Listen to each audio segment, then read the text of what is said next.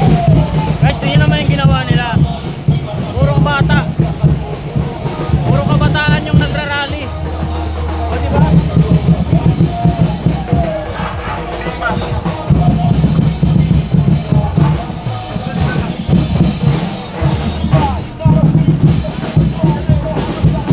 Tapos yung iba, parang hindi pa seryoso sa pinaglalaban. Tumatawa pa. Itataas yung bandila, tapos ibababa din.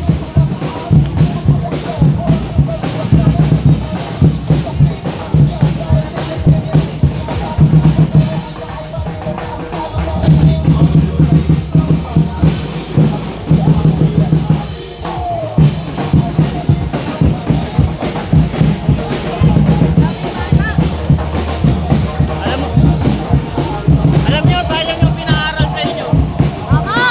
Sayang. Ako dati gusto ko mag-aral. Nasa probinsya pa ako nun eh.